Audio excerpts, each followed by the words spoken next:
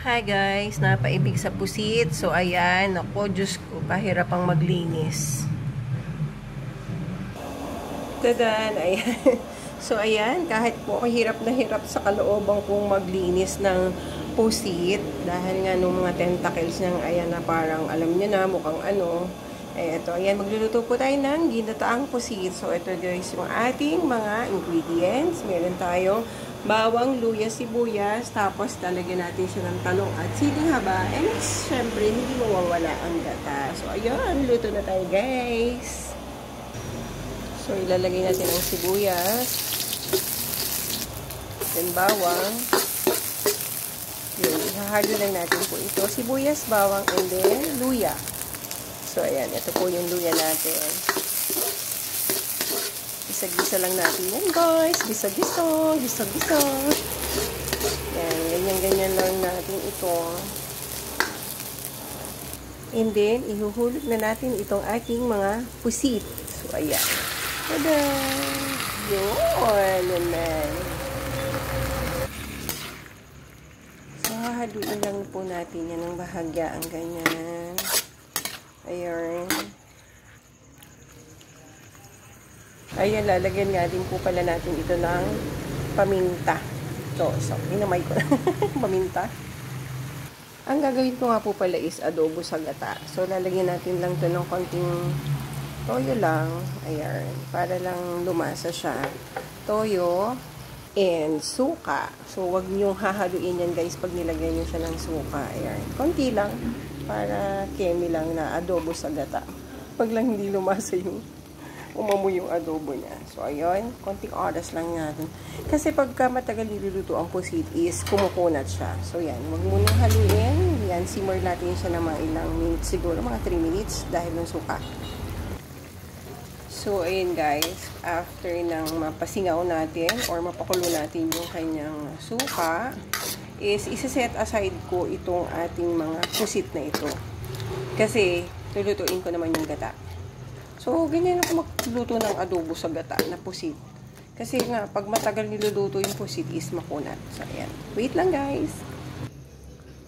Ayan, guys. Set aside muna natin tong ating mga pusit na ito sa isang lalagyan. At, ayan, ibubuhos na natin ang ating gata. Wow! Ayan, pakukuluin lang po natin to. Tapos, hahalu-haluin natin. So, guys, nilagyan ko na din nga pala ulit ito. Nakalimutan ko ng paminta. Tapos, nalagyan natin siya ng konting asin. Ayan. Tapos, pag kumukulo na siya, ayan, gaganyan-ganyanin lang natin siya ng ating gata. And then, after nyan, is ihuhulog na natin yung ating mga talong para maluto na siya. And, naglalagay nga din po pala ako nitong bagoong balayan. Ayan, para malasa yung ating sabaw, diba? So, ayan, halu-haluin lang natin to. At ilagay na natin ang mga talong. Talagang pinanindigan na ni Mama Kay ang magkamay. Malinis naman po yung aking kamay, diba? So, ayan, nalagay natin ang ating talong. Tapos, papakuluin lang natin ng bahagya. So, talong at sabaw palang ulam na, guys. Sa ating ginataang pusit na may talong. So, ayan, guys. Pag kumukulo na po siya, ilalagay na natin itong ating mga pusit. So, ito yung ating inadobo sa adobo kanina na pusit.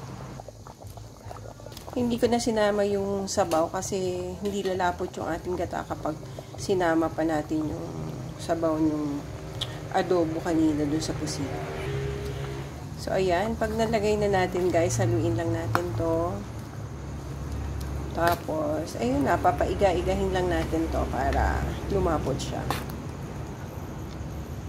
Ayan, at dahil sa wala naman kakain ng mga bata dito, so lalagyan na natin siya ng siling haba. Ouch! Tumalabsik. Siling haba. Ayan. Para, sarap niya. And, ayan guys, luto na po yan.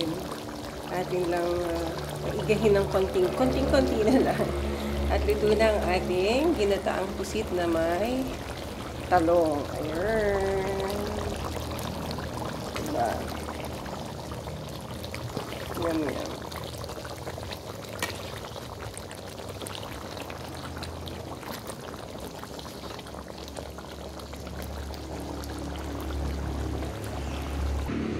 Ayan po, luto na talaga. Promise. Luto na ang ating ginataang pusit na may talong. Ayun, may mga talong yan. And may siling haba. Transfer na natin to, guys.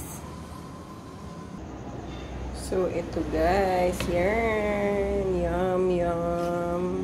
So, ayun. Alam nyo ba guys, napakadali lang pong lutuin itong ginataang pusit na ito na may talong. Kasi kung hindi ko pa siya ginata at diretso na inadobo, adobo sa gata, whatever. Ano nga to? Adobong pusit sa gata na may talong. Ayan. So, ayan. Napakasarap at napakadali lang kung lutuin dito. So, make sure lang na yung inyong mga pusit is sariwa para madali lang siyang pakuluan. Yan. Luto na po ang ating adobong pusit sa gata na may talong. Kain na po tayo. Kain na guys.